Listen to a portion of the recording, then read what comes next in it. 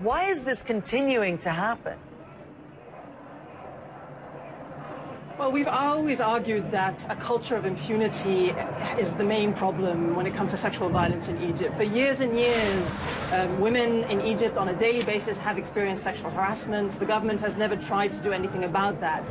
Now we see a much more severe form of sexual violence, these cases of sexual mobbing that sometimes amount to gang rape, and a severe escalation of a number of cases that took place in the square behind us.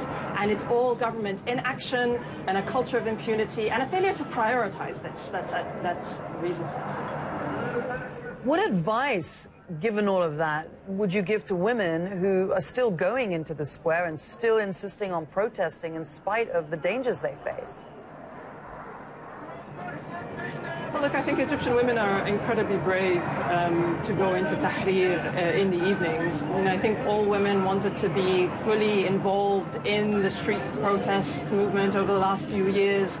But we're also getting to a point now where in the evenings, because the police are nowhere nearby, the only hope of actually being rescued from a situation where you're mobbed by a crowd is if these various women's rights groups, like a group called Operation Anti-Sexual Harassment, actually hears about you and intervenes to rescue you. So the state is really absent here. Now, we're not being unrealistic. We know that you need a functional government to actually begin to address this comprehensively. But at this point now, political parties, protest leaders, nobody can ignore what is going on. This has to feature on a priority list when it comes to thinking about protests and protecting the space for women to protest.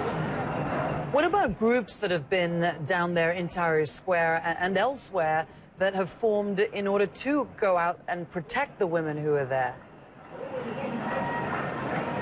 Well, I mean, that's what I was referring to. Because of state failures, because of a lack of government response, it's only these activist groups who are really providing any sort of protection for these women. They have volunteers who actually go in and physically try and extract women from these mobbings, and then also assist with medical aid and sort of getting women to ambulances.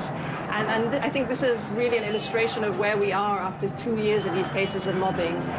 Neither the presidency, President Morsi's administration, nor any of the political parties have really attempted to address this full on.